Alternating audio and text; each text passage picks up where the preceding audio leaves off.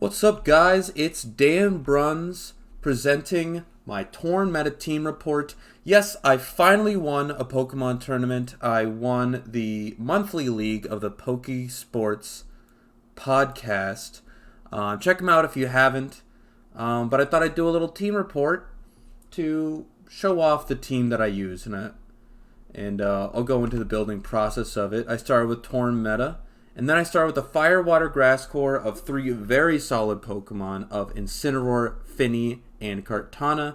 And I rounded it out, finishing the third part of another core that I had going on. And I added a Hydreigon to counter other Metagross that I knew would be common in the format. And I thought this was pretty solid. It did not go very well. So I replaced this Hydreigon. And I was trying to find other offensive options that I could put here. This is where I thought a Thundurus might be good. It's good Intimidate counter. But I could never really get it to work super well. But then I got an idea from another team that I saw and tweaked a little things and added Regieleki and Urshifu. So I was noticing that I didn't have a lot of defensive options on my team. It was very stiff. It was hard to position around. And adding a Regieleki, which is ironically adding defense to this team with screens, I could cycle a lot more. I could switch a lot of more stuff in because I had screens up usually.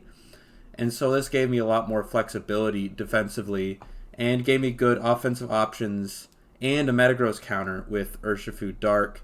And then I had a very solid team that I had a lot of options around.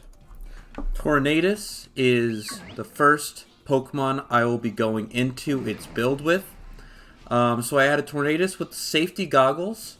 I originally had a Focus Sash and the standard 252, 252 special attack and speed. However, I was finding that I often didn't really need all that speed. You know, you're not outspeeding Whimsicott anyway, so you're not going to taunt their Tailwind or get your Tailwind before their Tailwind. So it doesn't really matter that you outspeed Whimsicott. So I gave it enough speed to where I could outspeed Dragapult at +1, I believe. And I gave it a decent amount of bulk. You can see that it is calm and has 100 defense and 76 special defense EVs. And this helps it survive a lot of things that it wouldn't expect to. So this way you can both get a Tailwind and get a Brutus Swing off and proccing your Metagross's weakness policy. And this has the added caveat, if you will, of having it be min attack. So this isn't really a requirement. Most special attackers, you want them to have min attack, 0 attack IVs. However, with this specific one, it is extra crucial because you are proccing your Metagross's weakness policy. You want to do as little damage as possible. And you have Air Slash as stab and Taunt as utility, as tech for stopping Trick Room and such. Next up is Metagross. This is the main hitter of the team. This is going to be the Dynamax option most of the time. And so this means that our main concern is both trying to proc the weakness policy, which I never ended up doing too much. A lot of times your enemy will proc the weakness policy themselves, and that's part of the benefit of screens, so that you can proc the weakness policy more effectively. But when you're leading it with Tornadus, you are going to be proccing it yourself. Just enough speed to outspeed Dragapult in Tailwind, so you're not going to be outspeeding Regieleki, and then an adequate amount of bulk so that you are surviving things to actually use your weakness policy. We have Iron Head for stab, stopping Tantrum for max Quake, And we originally had Earthquake, but it was too hard to work around when you were out of Dynamax. Then Ice Punch for opposing Landorus and Protect. No. So we protect our boy. Okay, on to the next one. And we got Incineroar with the Shuka Berry. Incineroar is very, very good and has been for a while. I use him on pretty much all of the teams I make. It's very good for his fake out pressure. You can do some damage with Flare Blitz for fire coverage. There's not a lot of things that can take a super effective Flare Blitz. And it's good for debuffs. Cycling Intimidates and using Parting Shots to cycle those Intimidates, and Snarl Spam when it is warranted, which it wasn't warranted very much this season. But it was very nice to have that option. And also to have the fake out pressure in order to help Regieleki get its screens off. And with the EV spreads, 203 standard, 204 HP, 12 attack to do some damage, 124 defense, 76 boosted special defense, and a speed of 92. And with that speed, I'm usually able to win the fake out war with other Incineroar. So that is something that is very useful to have in mind. And very good all-around support Pokemon. And next up, we got the mermaid herself, Tapu Fini, with a Citrus Berry, so it can utilize the natural bulk and tank the hits that it needs to tank. But this is not a bulky Fini, this is an offensive Fini. This is our secondary max, although we will be doing Metagross most of the time. Most of the time, what Fini is for is to have it in the back as a switch into Urshifu from Metagross, as it resists both of Dark Urshifu's main stab attacks, which Metagross does not like to see. And with Calm Mind and the offensive investment that we have being modest, we can be a legitimate Dynamax threat, especially if ignored. It can clean up a match. We got Muddy Water. Those accuracy drops are nice, although misses are bad. Moonblast, Calm Mind to set up, and Protect. We get 244 in HP, min attack, defense 44, special attack 196, special defense 4, and speed 20. And something to note, that speed is also enough to outspeed Dragapult and Tailwind. And important to note that it outspeeds Metagross by 1. So that is an important thing to keep in mind, is your own speed tiers as well.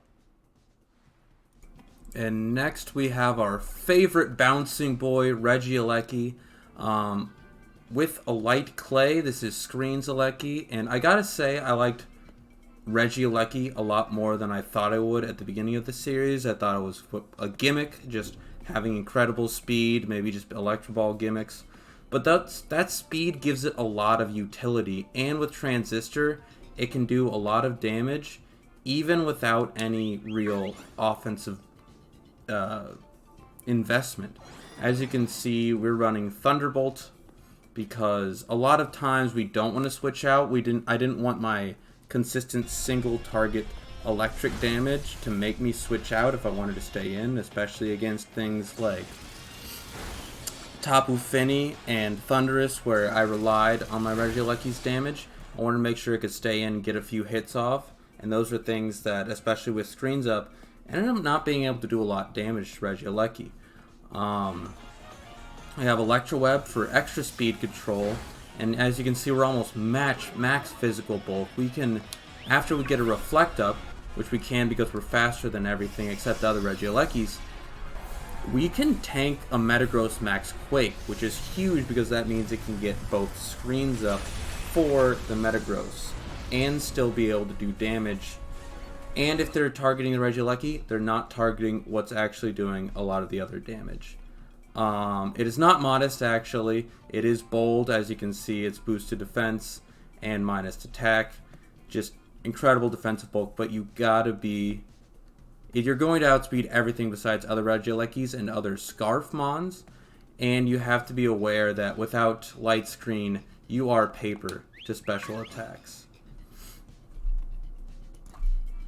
And last, and certainly not least, we've got everybody's favorite man-bear thing.